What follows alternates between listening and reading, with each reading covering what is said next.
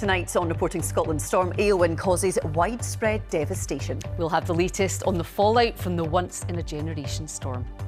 Thousands of homes are without power tonight after wind speeds topped 100 miles per hour. We are in the middle of the storm at the moment. We don't have any power, like the rest of the village, and surrounding villages have no power either. Also on tonight's programme.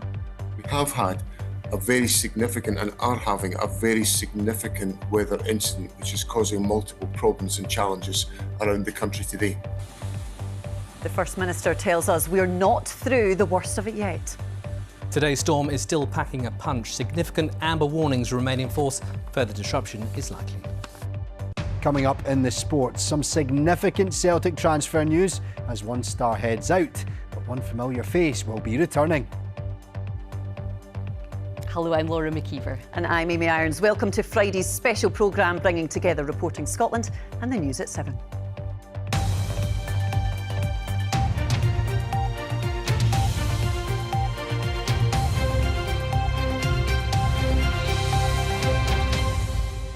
Scotland has been feeling the full force of Storm Éowyn today. Wind speeds of up to 100 miles an hour, 100,000 without power and widespread disruption. Drivers injured, homes damaged and schools and shops closed across much of the country. The storm brought with it hurricane-force gusts and a rare red alert from the Met Office warning of the potential threat to life. Throughout tonight, we'll be looking at the impact of the storm and getting a sense of the efforts now being made to pick up the pieces from it as the worst of it passes. To begin with, here's our correspondent David Henderson. That's not good. The whole roof just blew off. It's been a day of storms and chaos, damage and danger. Oh my God, oh my God! And tonight, Scotland's counting the cost of an extreme weather event. Early this morning, Scotland's coastline came under siege. This, the scene in Troon in Ayrshire, as the sea hammered the coastal town, filling streets with water and prompting the first of 6 flood warnings around the country. Storm Éowyn has arrived with a vengeance, sweeping across Scotland. These strong winds are enough to do damage and bring much of the country to a standstill. Weather warnings were in place and rush hour was quiet, with drivers apparently heeding official advice to stay at home. For some motorists who did venture out, there was danger. This driver had a lucky escape as a tree almost fell on their car.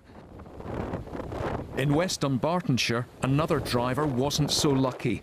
It's hard to believe a car was trapped under this lot. A team of quick-thinking locals helped firefighters cut away branches and pulled the motorist to safety. Well, the first thing that went through my mind is, oh my God, there was a woman by that car just seconds ago. And it looked like it had fallen on the car. So, just first instinct is to run there to see what you can do to help. Fortunately, there were a load of guys who'd already seen it who were up there and they were already in there working. So it was just a matter of helping them clear the branches, just clear a space for the emergency services who were brilliant and took over and got the woman out. That's going. On the A1 road on the east coast, this lorry was buffeted by crosswinds, narrowly avoiding a head-on collision. But the outcome was scarcely better. It's been a very challenging day across all emergency service, local authority and wider responders to try and keep services to the public going. From a policing perspective, we have routinely been called to issues with roads being blocked, with dangerous buildings and a whole range of weather-related incidents. With the storm came disruption. Strong winds made this landing at Edinburgh Airport a challenge for all those involved, but most flights were grounded. At the same time, Calmac cancelled all its ferries, and Glasgow's main bus station was deserted, with nothing running across the central belt. ScotRail followed suit, cancelling all its trains, with fallen branches disrupting the network for some time to come. Just because the storm might finish relatively soon doesn't mean we can just flick a switch and restore services. So tomorrow, 12 o'clock at the very, very earliest, but damage and disruption will continue beyond that on some routes. It really does depend what we find when work starts going on to inspect the railway. The scale of the damage is starting to emerge. In Denny, near Falkirk, the storm ripped off the side of this shop, leaving a gaping hole, a pile of rubble, and a huge repair bill for the owners. By late afternoon, around 100,000 households across Scotland had been left without power. So too the Parent Inn in Balfron, forcing them to make a change of plan. We are in the middle of the storm at the moment. We don't have any power, like the rest of the village, and surrounding villages have no power either. But we've got gas oven and stove, hob, so we're thinking of putting some soup on for neighbours who might want to come and sit by the fire and have a bowl of soup and not be on their own in the dark tonight. As the scale of damage like this becomes clearer tonight, so does the clear-up operation that now lies ahead. And while the red storm warning has been downgraded to amber, its impact is still being felt. David Henderson, reporting Scotland. Well, this has been one of the worst storms to batter Scotland in more than a decade and has led to large parts of the country effectively locking down, with people told to stay indoors in order to keep safe. Before we came on air, I spoke to the First Minister, John Swinney, about the situation and asked him to put the storm into context for us. I've been a government minister for most of the last 18 years, and I can only remember one other occasion where we've had a red weather warning. So that demonstrates just the infrequency of weather incidents of this scale, and it's why we have to take them very, very seriously, because of the implications they can have for the safety of individuals within our population.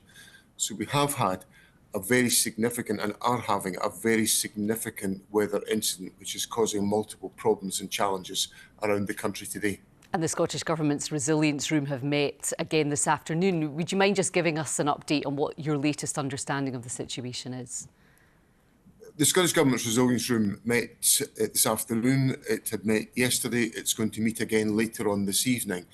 And that's to make sure that we have all the coordination in place to address the practical implications of this storm, and to make sure that all the preparations that you can ever make in these circumstances are made in advance. So we've been greatly helped by the fact that most local authorities in the country, and certainly in the affected areas of the red weather warning, closed schools in advance, which has dramatically reduced the amount of traffic on the roads.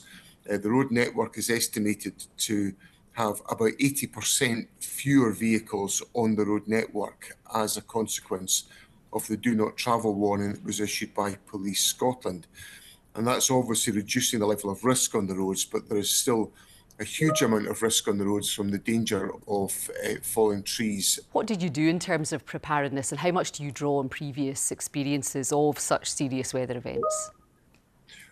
We obviously have to provide warnings to members of the public. We have to put out very good quality information, and the Met Office have helped us with that quality of information to make sure that members of the public were aware of the threats that were coming our way.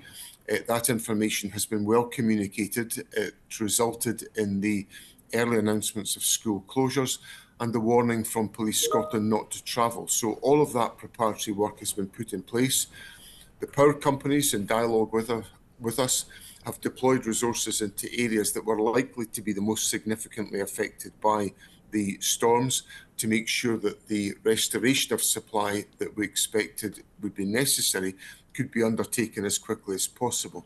But the challenge that we will face is that obviously with a significant amount of power outages and very dangerous conditions existing just now, it is just impossible for the staff from power companies to do the dangerous work of reconnecting power supplies while the emergency is still underway. And in terms of what is to come, what's your understanding of that? Because while the red warning runs out at 5 p.m, other warnings are still in place and into the weekend as well. How much do you think that might end up hindering that clean-up and recovery operation? The weather over the weekend is projected to be really very cold. So there is obviously, where there is power outages and the temperatures drop, there are very significant risks for individuals, which is why we work with the power companies to support vulnerable people and to make sure that the assistance is in place to ensure that individuals are able to be protected in such circumstances. So there is a a series of steps got to be put in place to make sure that we are able to recover as quickly as possible from this incident. But the degree of damage that has been done will take some time to recover from. But the government will work with the power companies to make sure that we are that work is undertaken as quickly as possible. Now, it's obviously way too early to count the cost of the damage that's been done, but in terms of damage to public buildings and public infrastructure, will there be any kind of financial help in terms of trying to meet that? We obviously have to look very carefully at all of the implications of a storm like this. The government has in place financial support mechanisms such as the Bellwin formula to enable that to be disbursed where there has been a cost of damage as a consequence of a major incident. And obviously the government will work constructively with local authorities on that point. But our focus just now is on making sure that everybody remains safe, that we have clear advice available to members of the public, and that we do all that we can to ensure that the damage and the disruption that is caused by this storm can be addressed as effectively and as swiftly as possible to protect members of the public. OK. First Minister John Swinney, thank you so much for being with us tonight on Reporting Scotland. We're grateful for your time on such a busy day. Well, it's been a day of real disruption across Scotland. More than 100,000 homes had lost power by mid-afternoon as the storm swept in. Meanwhile, the high winds and heavy rain brought central Scotland to a standstill. Trains, planes, buses and ferries were out of service and police warned drivers to stay off the roads. 9 out of 10 schools were shut from the Borders to the Highlands, and most supermarkets were also closed in the red warning areas. All day, our team at BBC Scotland has been speaking to those caught up in Storm Ailwyn. Been in the cheese room doing prep work for the farmers market tomorrow, and we came out to find the tractor roof had blown off. So that's the next problem. No, I've not seen weather like this. No, not winds. We do get high winds because we're at the edge of the Solway. It comes right off the Solway, but it's never been as bad as this. And we'll have still cattle to feed and then load up for the farmers market tomorrow. But no, the weather has settled down a lot, and it is forecast to reduce, and tomorrow's to be a good day. So yeah, you just have to get on. You know, I've been driving about visiting patients, and this is it's just carnage. There's fences down all over the place and debris everywhere, and when you go down to closer to the shore, the waves are obviously coming right over the sea walls, so your car's continually covered in foam and sea spray. It's all very exciting, but it's yeah, it's perilous, and I think people have taken the advice not to travel and not to go out, because I haven't seen another soul really when I came into work. The patients often are quite vulnerable, and the last thing we want them to do is come and see us and get injured or get buffeted over by the wind. So we're trying to deal with things by telephone call to avoid the need for anyone to actually come out of their houses. There's been a lot of damage today, structural damage, falling trees, lots of garden structures have been destroyed. There's extensive flooding, particularly in the village of Portellen, and the Coast Guard have been out to check on people's well-being. We currently have no power. They have said maybe 7 o'clock tomorrow night, but I'm hoping it goes on before that. There's been sea walls down. The community are great at keeping in touch. There's a lot of information on our social media at this moment in time. So I put out a message to our clients via our Facebook page and via as many of the Facebook pages we're associated with, just saying, look, you know, if anyone needs any help with anything, any emergencies, I'm willing to come out and help free of charge. I just think under these circumstances, this isn't about making money, you know. So I put a message out there which had quite a big response. And then we just got out in the van. I mean, even when we weren't taking calls, we've just been driving up and down the high street of Cardross, driving up and down the coast of Helensburgh, you know, just removing trees and debris and just seeing if anyone needs any help. There was an elderly lady that we went and got some shopping for. We actually got stuck on a one-way road there, but the army were out and local farmers were out cutting trees down, and we did help the police remove a tree in the Cardross High Street. So just anything that we can do, really. Yeah, just anything we can do to help people. Well, let's get a sense now of the picture across some of the worst affected areas in the country. Our reporter Katie Hunter is in Helensburgh on the Clyde coast this evening. Stephen Gordon is at the Kelpies near Falkirk, and Katrina Renton is in Glasgow city centre tonight. Katie, let's start with yourself. What's the situation been in Helensburgh today? Well, Laura, people here in Helensburgh, they live on the water. They're used to stormy weather, to gusty winds, to plenty of rain. But the conditions here this afternoon were particularly bad. And when we came in this evening, we could see a number of nearby roads closed off, police blocking them off because of debris. And I think over my right-hand shoulder, you can see the leisure centre behind me, and hopefully we can show you some pictures of what was happening here early this afternoon. As the wind was picking up, it looked like the roof of the leisure centre was starting to peel away almost. And then as time went on, it became even more windy. It looked as though chunks of the roof were coming away. So that gives you some kind of sense of how strong the wind was here this afternoon. And even this evening, we're near the water. It is still very choppy. It isn't as windy as it was, but it is still very gusty. See that, it's still blowing there, Katie. Thank you for now. Stephen Gordon is at the Kelpies, a landmark near Falkirk, of course. Stephen, you've been around the region today, haven't you, just witnessing the power of the storm?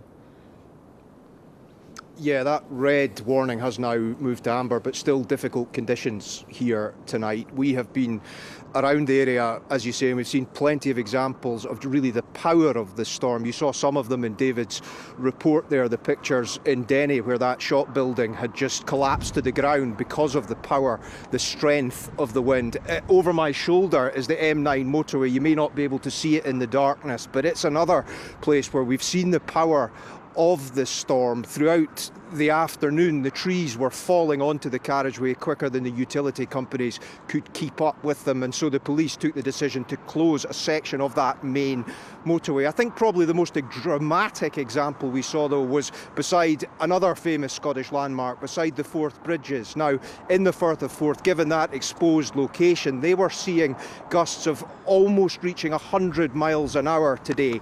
And the bridges really they highlighted the impact that those weather conditions were having. The Forth Bridge, no trains across that bridge today. That will continue into tomorrow. The Forth Road Bridge closed to all traffic. The Queensferry crossing was operating, but on a very restricted basis. And more generally in this area, life really ground to a halt, whether it was work or school, none of those things happening. And with the damage to buildings, trees down on the roads, there will be a cost to be counted when the storm passes and life begins to return to normal. OK, Stephen, thanks for the picture where you are. Katrina Renton, you are in what would normally be a really busy Glasgow city centre on a Friday night, but how different a scene it must be tonight.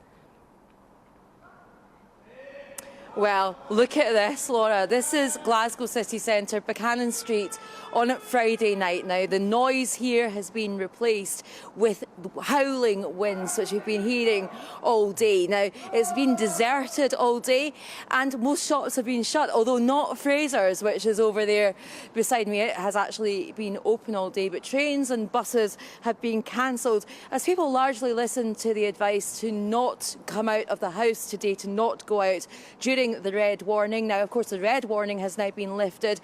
It is now an amber warning that is here, but of course that means that the weather is still severe. And I can tell you, and I'm sure you can see, that the weather conditions here are still not very good. When the winds gust, it is particularly strong still, and we have had hailstones as well within the last half hour.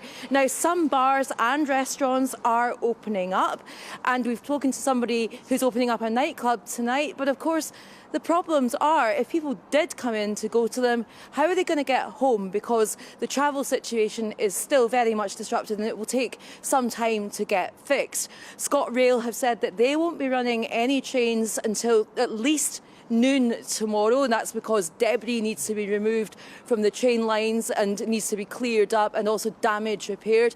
Bus companies have had cancellations throughout the day. They've said that you should be checking their social media and their websites to see when things are going to be up and running again. My guess is that it will be a while before things get back to normal, before things get cleaned up here, and it is still very cold, very unpleasant, and I think my advice would be to stay in if you can and keep warm and safe. Laura. Indeed. Katrina, thank you so much, and also to Stephen and Katie tonight too. So the impact really being felt across the country, as we could see there. The question is just how severe is this storm in the eyes of our forecasters? Well, it's thought to be the most destructive storm that we've experienced in 13 years. Thankfully, the expert Christopher Blanchett is here. Chris, just put into some context for us how severe the storm actually has been. Absolutely. I mean, let's take a real close look at the storm. You can see it on the satellite imagery there. It was a rapidly deepening storm undergoing explosive cyclogenesis. You may have heard the term weather bomb. That's exactly what happened. And as it passed the north coast of Northern Ireland, the central pressure dropped to 948 millibar. That's a pressure that's not been recorded in Northern Ireland for more than 125 years. In terms of context for storms that we've seen in the past, well, the Boxing Day storm of 1998, that had a central pressure of 955 millibar, and the storm in 2012, in the January of that year, that was 952. Of course, it moved onshore and really unleashed some exceptional wind gusts, 101 miles an hour at Dromolban in South Lanarkshire, and many areas seeing gusts of 80 to 90 miles an hour. That was what we were forecasting within that red warning area, that rare red warning. And as we heard from Stephen Gordon earlier there as well, some of the Forth and Tay crossings seeing gusts close to 100 miles an hour as well. And if you think back to the 2012 storm, we had a gust of 102 miles an hour, Edinburgh Blackford Hill, and that Boxing Day storm of 1998, 160,000 people without power then. But to properly, fully assess the impact and the cost of today's storm, that would probably take days, if not weeks. Yes, we're going to have to just wait and see the full impact, as you say, Chris. And we will get a full forecast because everyone will want to know what the next few days are looking like. Absolutely. Christopher Blanchett, thanks very much. Well, all ScotRail services were cancelled today, as well as fallen trees on the railway line. The operators say wheelie bins, shed roofs and even a trampoline were blown onto the tracks. Well, let's speak to David Ross now of ScotRail. David, what is the latest just in terms of the damage? The latest is that the rail network has taken an absolute battering today from the storm.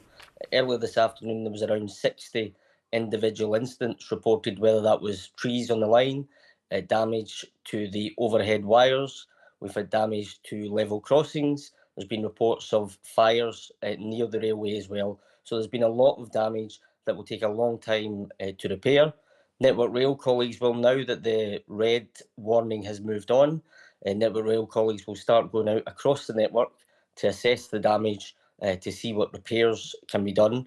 But as has been mentioned earlier, our message to passengers is that the very earliest we would expect to run any services anywhere in the country is around 12 o'clock tomorrow. That's not to say that a full service will return from then, far from it. We have to assess the damage overnight and early tomorrow and then take it from there. David, describe that process, because you have miles and miles of track across the country. Some of it will be very remote. How do you go and inspect every single bit of track to make sure that the network's safe? So you're right, there's around 2,000 miles of track on the Scottish network. Our Network Rail colleagues will do this in three main ways. There's trains that will travel along the track at low speed to check for any obstacles. There'll also be staff out on foot inspecting the railway and repairing any damage. And they'll also, if the conditions allow, have a helicopter so that they can look from the air to see if there's any large obstacles on the line. So that will obviously take time to do that on every single route across the network from the north to the south of the country. The work will start very shortly and it will carry on through the night and then daylight in the morning, but it will take a lot of time and we don't yet know. I mentioned earlier there was around 60 or so reported incidents. We expect that to increase quite significantly once Network Rail staff get on the ground and see actually what damage has been done, and then there's the time it takes to repair it. So our request for people tomorrow is to be patient with us, please, because teams will be working around the clock, but it will take time and the disruption will continue well into the weekend.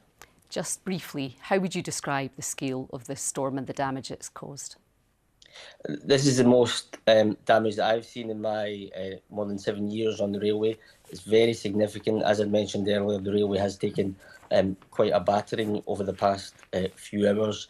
And so the repair work and the job to restore our services will take quite a lot of time. So the disruption will take well into the weekend. So please take a look at the ScotRail website, download the app before you travel so that you know which services are returning to normal and when. OK. David, thanks so much for joining us tonight. And we'll have more on the storm later in the programme, including the latest picture from power companies, as many have been cut off amid this weather. Well, the storm has certainly been the main story of the day, hasn't it? But some other news to bring you. A fatal accident inquiry into the death of a nursery teacher has recommended that extra checks and training be carried out by truck drivers. Chloe Morrison died after being hit by the outrigger leg of a lorry on the A82 in 2019. Sheriff Ian Cruikshank also called for audible and visible warning systems to be active whilst the vehicles are in motion. And new details of an independent clinical review for victims of disgraced brain surgeon Sam El-Jamel have been released. Mr El-Jamel left some patients with life-changing injuries while working as the head of neurosurgery at Dundee's Ninewells Hospital before being suspended in December 2013. The clinical review will give Mr El-Jamel's patients the opportunity to have a personalised review of their care. Now, Greater Manchester Police say 39 people were arrested in relation to Manchester United's Europa League match against Rangers at Old Trafford last night. The English Premier League club have also launched an investigation after a number of Rangers fans bought tickets for the home section. Well, I'm joined now by our sports news correspondent, Chris McLaughlin. Chris, what more can you tell us about these arrests? The first thing we should say, Amy, is that Greater Manchester Police say that they had been preparing for this fixture for many months. They had been given information, I'm told, about the potential for trouble, and we did see that. Now, 26 of those 39 arrests that you mentioned were made before the game, away from the stadium itself in the city centre. We don't know, to be fair, how many of those arrested were Rangers fans, but it was football-related disorder. Other arrests, I'm told, related to drug offences, ticket forgery and common assault, including one assault, an alleged assault, on an emergency worker. And there were issues inside the stadium as well as the problems outside. It seems, yeah, you're right. It seems that the big issue was that many Rangers fans who travelled down got tickets for the home section. Now, Rangers were given 4,000 tickets. Officially, many more travelled down. Now, we can see from this footage that we're about to see, hopefully, when Rangers equalise late in the game, you can see pockets of Rangers fans in the Manchester United section celebrating. Now, I've also seen footage of Rangers fans being identified and scuffles breaking out as well as Manchester United fans try to get them outside of the stadium. Now, the club, Manchester United, say that they have started their investigation into what went wrong last night. We should also point out that Greater Manchester Police also say that in relation to the game itself, the majority of the fans were well behaved. Chris McLaughlin, thanks very much for bringing us right up to date on that. Thank you. Now, a tourist tax will be introduced in Edinburgh from next year. The City Council has voted for the levy, which will see 5% added to bills for accommodation, such as hotels and Airbnbs. The council says it will bring investment to the city, but some businesses are concerned that this will put visitors off and that it's being rushed in before systems are ready. Joanne Macaulay reports. This is the Royal Mile. It's the centrepiece of Edinburgh. It's the beating, lovely heart of Edinburgh. The January weather isn't putting off these intrepid visitors to Edinburgh, and for some, neither would the tourist tax. If the money goes to where it has to be, to clean the streets and to improve the infrastructure, I don't mind. It's actually needed. We need some taxes for environmental reasons. The council says residents and tourists will see a difference. They will see better environmental improvements, more attractive spaces. They will see better transport connections. They will see lots of improvements immediately across the whole city, not just in the city centre.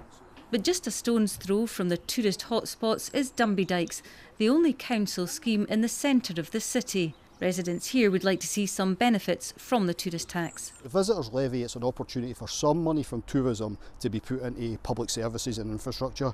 So it's vital that with that additional money that the council make wise decisions on how to spend it. But some businesses are not happy about the new charge. I think there is a risk that it does affect the competitiveness of Edinburgh as a destination.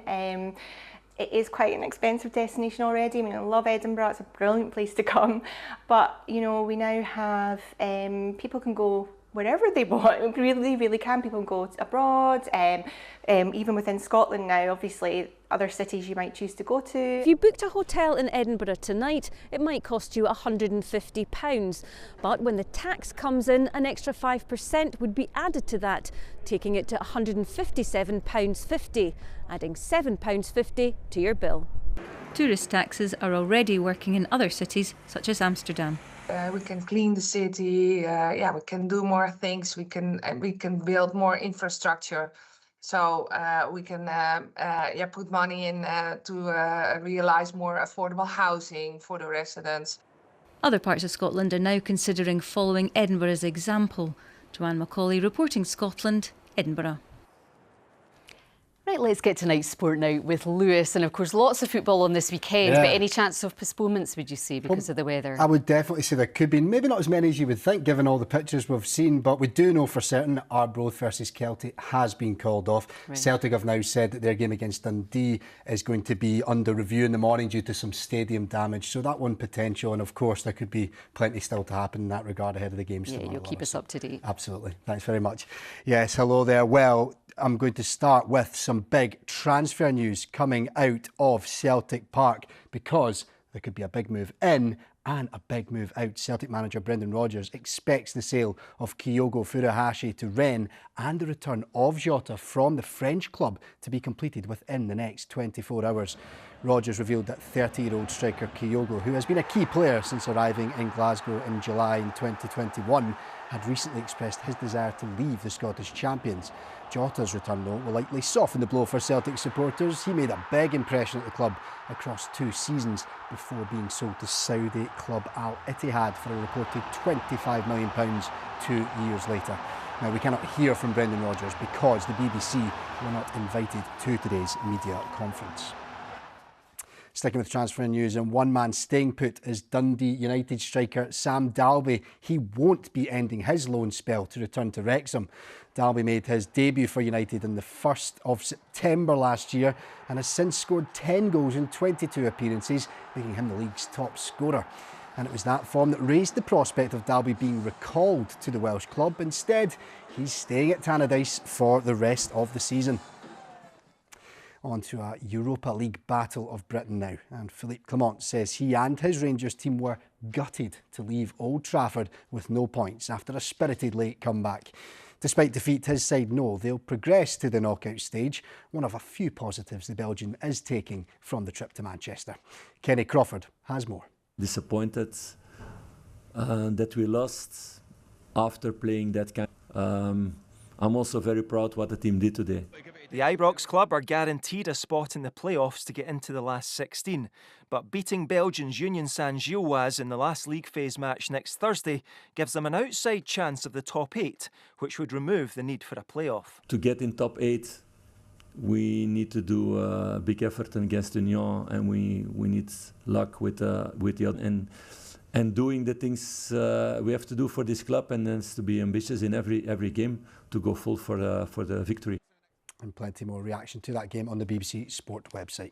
Now, Hearts head coach Neil Critchley says that his players aren't getting carried away with their 4-game unbeaten league run as they prepare for a crucial clash with Kilmarnock this weekend. It looked like the Jambos were set to make it 3 1-0 victories on the bounce in their last league game, but George Grant missed the stoppage time penalty in a goalless draw with Aberdeen. Saturday's opponents, Kilmarnock, are 9th in the table, just a point above Hearts, who sit second bottom.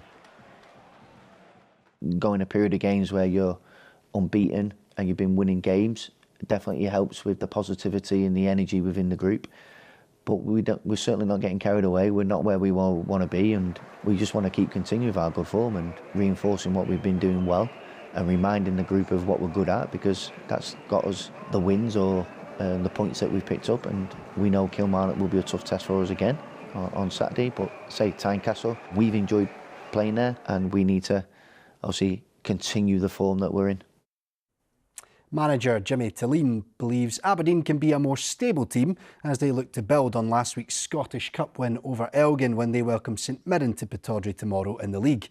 The Dons, who will be without injured midfielder Jamie McGrath for a couple of months, have gone 12 games without a win in the Premiership. So the 3-0 victory over Elgin in the 4th round of the Cup was a welcome relief for Tulleen, who can find grounds for optimism. Some players are back in training, the competition is stronger in the training sessions, the intensity is increasing, and the players is pushing, they really try. We have been through a really challenging time, but I still think we get stronger and we're learning and we improve. We want to be more aggressive attacking team, and some parts of the season we have been too slow in the build-up, and then we lose the power of our team, and that's why we're trying to improve.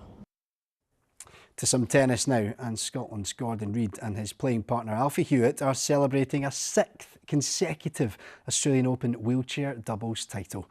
The Paralympic champions justified their billing as top seeds in Melbourne as they defeated Spain's Daniel Cavarzaschi and Stéphane Houdet of France 6-2, 6-4 to secure their 22nd Grand Slam title as a pairing. Meanwhile, Andy Murray and Novak Djokovic have yet to discuss whether they will continue working together. Murray was, of course, Djokovic's coach at the Australian Open as the Serb chased his 25th Grand Slam. However, after the 37-year-old had to withdraw with a leg injury after losing the first set of his semi-final against Alexander Zverev, Djokovic said he and Murray would take a moment before deciding on their futures. I'll definitely have a chat with Andy and thank him for being here with me and see, give him my feedback, which is, of course, positive. And see how he feels, and we make the next step. We're just still, hot-headed and disappointed. So it's kind of hard to kind of switch the page and start talking about what the next steps are. I think we both need to cool off a little bit, and then we'll have a chat. And in rugby, reigning champions Glasgow Warriors will take on Connacht at Scotstoun on Sunday afternoon rather than this evening, the Storm delaying Warriors the opportunity to get back to winning ways in the league after they lost to Harlequins last weekend in the Champions Cup. Warriors women's team match against Clovers tomorrow, also at Scotstoun, has been postponed, but it hasn't yet been rearranged. For the men's team, there's the disruption of so many players being called up by Gregor Townsend to Scotland's Six Nations squad, but the game against the Irish visitors is the ideal opportunity for younger players to shine. Nothing really changes in terms of our prep. The attack system is the attack system. The defence will still be the same, and we'll look for the same outcomes in terms of what players can produce on the field, and I think that's all we can ask of them, is to put their own stamp on it as well. And if a guy gets an opportunity, is just to put his own personality on that opportunity. And I think it's a good thing for us if one or two of these younger guys get out in the field, and I said it's exciting to see what they can produce. Yeah, so here's hoping the conditions are a bit more comfortable for Sunday's game, or it would have been lively, to say the least, had it gone ahead tonight, that's for sure. We're all hoping that, but cancellations and things, all that information will be on the BBC News website. That's the place to go. Thank you. Thanks, Lara. Well, the Celtic Connections Music Festival has cancelled all of its events today, but they hope one of their most ambitious shows will still go ahead tomorrow. Bethlehem Calling brings together Irish, Scottish and Palestinian performers in a multimedia show. But it's been a challenge to stage with only one of the pipers making it here so far. Our arts correspondent Polly McLean reports.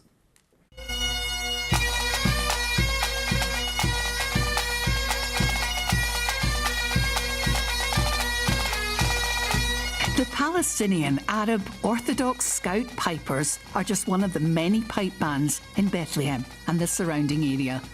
Inspired by the bagpiping Scots Guards stationed there in the 1920s, they've embraced the tradition and made it their own. We didn't learn it by note, we learned it by ear, so we made something out of nothing, and then we embraced it, and it became popular, and we're still doing it. We find new ways to do it. The band was due to be part of this ambitious multimedia show at Celtic Connections, but visa difficulties and the weather mean only one lone piper has made it. Rocky Sala has been playing since he was 16 and says performing in Scotland has always been his dream, but doing it without the rest of the band has been tough. Everybody who got rejected, they were like, no, just go and represent for us.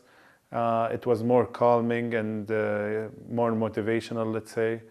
Maybe we were put on the spot, but hey, we've been through more difficult situations. The show was first staged as a play 20 years ago based on the diaries of schoolgirls who lived in Bethlehem at the time.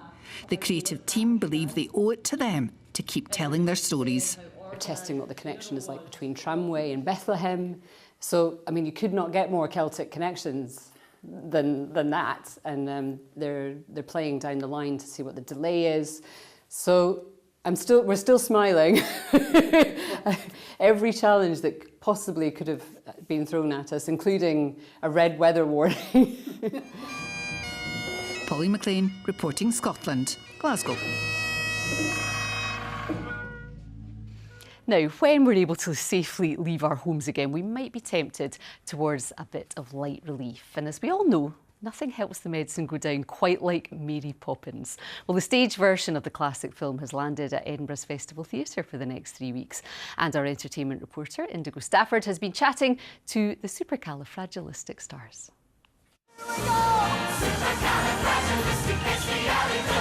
The cast of Mary Poppins have officially landed in Edinburgh.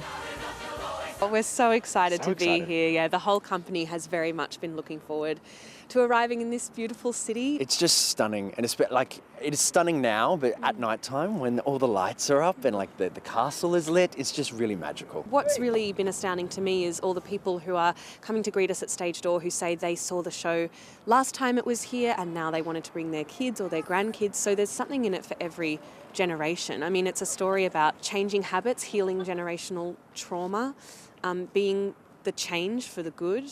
So I think that's something that everyone can relate to. Festival Theatre has been transformed into Cherry Tree Lane, and Falkirk-born actress Sarah Marie feels right at home. Every time I come to Edinburgh, everyone in the cast always loves the city, and it kind of gives you a wee sense of pride at the fact that everyone's we love Edinburgh, we love the city, we love the fact that the audiences are great as well. So I feel dead proud. I feel dead proud to be in a home city and a home venue. It's lovely. I think looking into the audience and seeing the fact that the kids' faces are in wonder and amazement, but then you look at someone who's 30s, 40s, 50s, 60s, whatever age range they are, you see that the show's taking them back to when they were a kid as well. Life is out there waiting, so go and get it. Now we've been given an exclusive sneak peek of Wardrobe Village.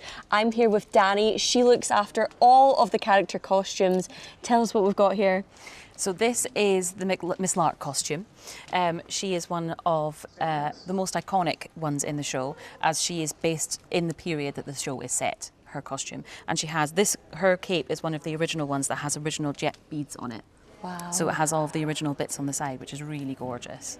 It's also one of the heaviest in the show. It looks heavy. It's very heavy. She has a big bustle at the back. Okay. Which is very off the piece, and then she does a lot of running around, and she has a gorgeous little dog, Willoughby. I cannot imagine performing in something this heavy. They must be very physically fit, these actors. She's very fit, and she's also very, very good at looking after her costume, actually, I have to say. The show is basically set in black and white. So we have all these dark tones, and then when we go into Jolly Holiday, it comes into Technicolor, which is the whole. Bert has brought the show to life, and what he does is he paints the characters to life. And that's why all of our Jolly Holidays are all hand-painted in all the different colours. Mary Poppins is on stage until mid-February, and it promises to be practically perfect in every way. Indigo Stafford reporting Scotland, Edinburgh. Looking forward to that, although I don't even think Mary Poppins would have braved putting the brolly up today. We're going to go back to that main story again tonight. And as we know, the message has been do not travel unless it is absolutely necessary. With fallen trees, debris and overturned vehicles, there have been some treacherous conditions for those motorists who have ventured out. Traffic Scotland monitor the network, and their operator manager Douglas Cairns says the storms had a major impact on many of our roads. Yeah, we've seen some significant impacts since this morning with multiple road closures and bridge closures. Not really a surprise with the level of the warning issued by the Met Office, with the red in place till around 5 p.m. tonight, and then obviously the wider amber still in effect till tomorrow morning. Police Scotland have issued their Police Scotland travel advice to avoid travel, and we can see that motorists and road users have taken heed of that, but we're still seeing obviously a number of vehicles travelling about the network. So we're asking, obviously, please really consider if you do need to travel. These warnings are rare, and they're obviously a risk to life as well. So please really consider if you do need to travel, because we want everybody to stay safe. Yes, definitely, Douglas. You're there at the main control centre. You have the perfect overview of the whole country. Where has been the worst affected areas? Is there anywhere standing out? Generally the central belt that's been affected. However, there are still impacts that are going to be felt into tonight and tomorrow with the amber as well. So transport network is going to take time to recover with the air, ferries and bus operations as well. So yeah, with the impacts, it's going to take time. So please factor that into your kind of planning considerations over the weekend period. I'm going to guess, Douglas, like a lot of places, you're working with a smaller staff number perhaps today. There may be people working from home. Has that brought any extra challenges at all?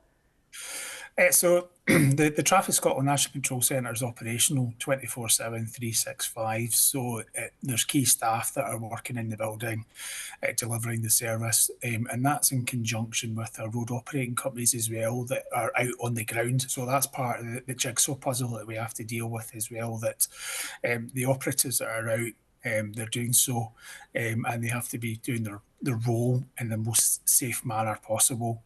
So that's part of the delay as well in terms of road closures and clearing up trees and stuff like that. It's not safe to do that at this moment in time. How does this compare, Douglas, to just some other extreme weather events that we know we have seen in Scotland? But in your experience, how does this compare to what you've seen before?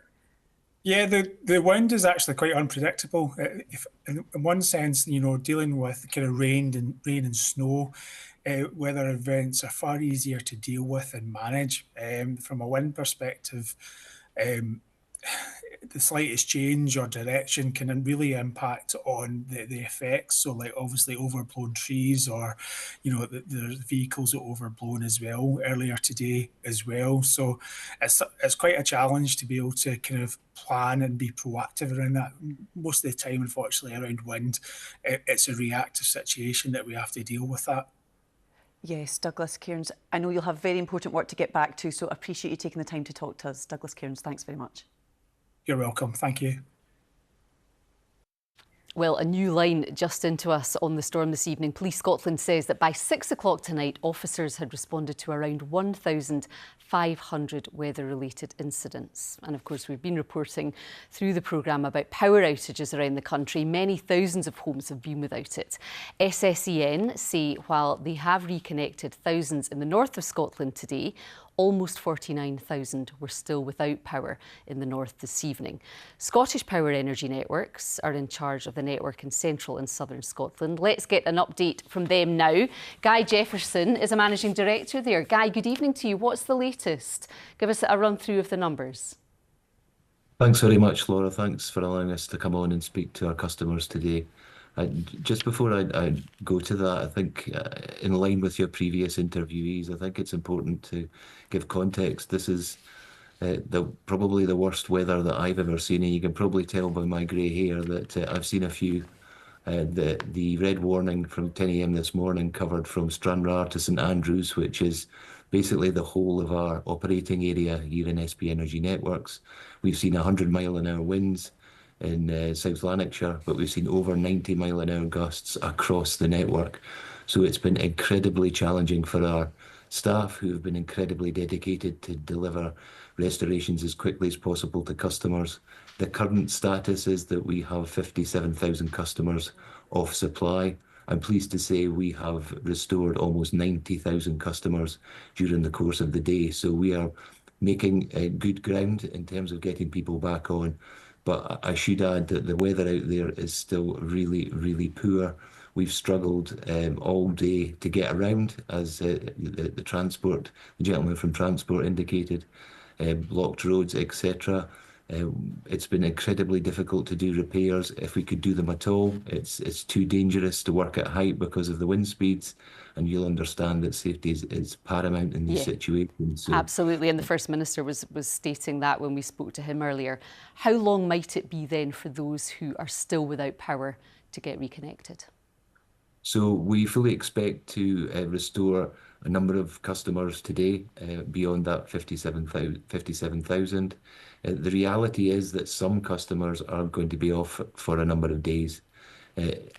Again, I would stress, as per your previous correspondent, that there are still very poor conditions out there. We are still seeing damage on our network, so this is not over by a long chalk. So we have to take time to assess what we've got and give our customers the best possible information in terms of when we expect them to be back on supply. Have you been able to communicate that message, especially to vulnerable customers?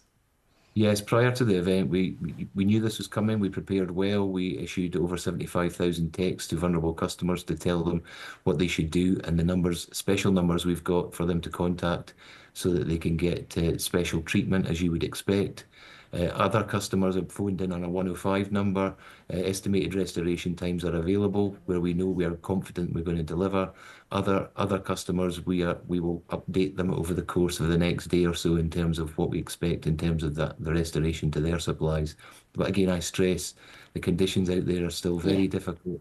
And we are taking time to assess that properly so we can be as accurate as possible. OK, Guy, finally, what will the scale of your operation be then this weekend, trying to repair the damage? So our incredibly dedicated staff have been on the ground since 6 a.m. this morning, ready to go. We have hundreds of people responding at this moment in time. I'm pleased to say that we will have people coming up from our other operating territory. They're coming up tonight. As you know, it's been a UK event. We've had the red warning, but there's been amber warnings across the country. Again, in context, I'm sure it's been in your programme before, there are nearly 1 million customers off in Ireland, so this is not just us.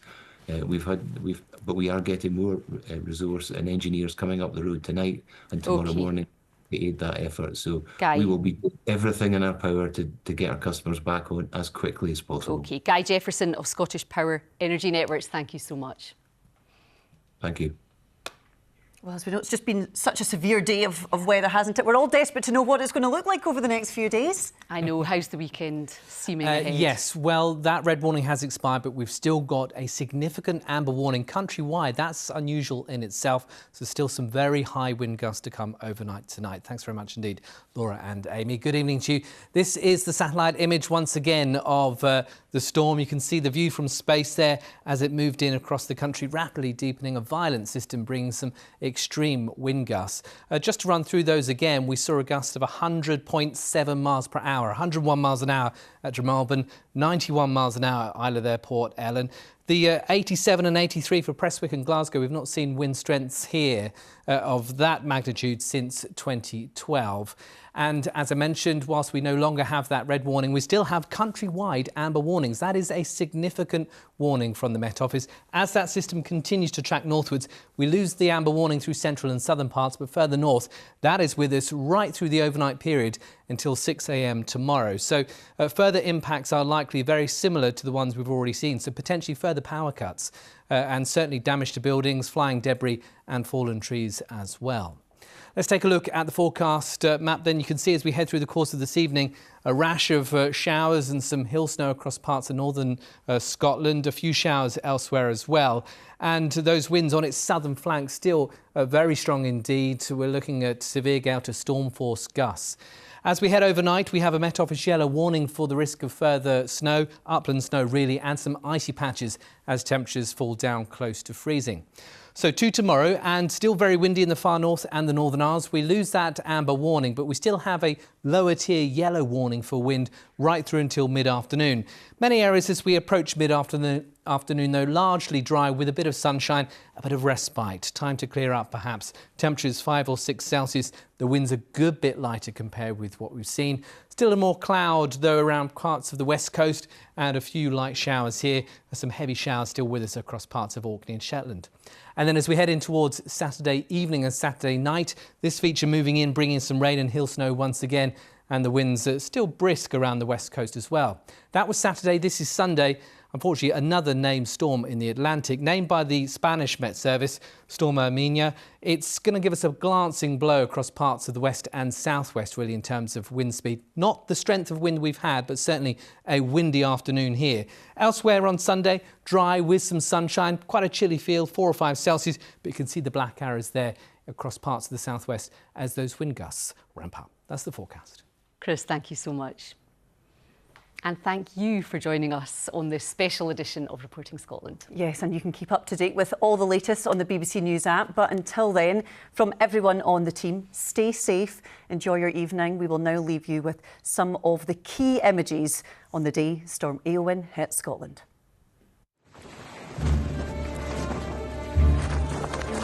Storm Éowyn has arrived with a vengeance, sweeping across Scotland. The highest tier red weather warning is in place from 10 o'clock this morning until 5 tonight. Millions of Scots are being asked to stay at home.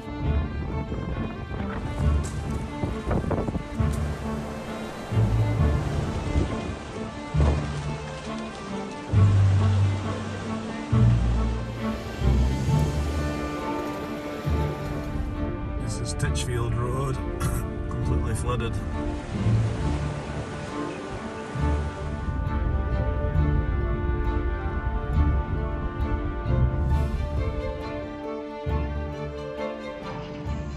Oh, there it goes.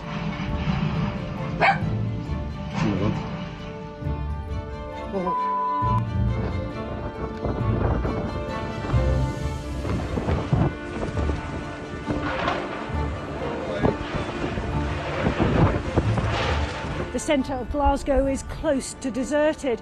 These streets would normally be packed with shoppers. We're from the Isle of Bute, so we're a bit stranded. We did get a last minute hotel, but we can't check in until 2. My plans are basically staying in the hotel all day.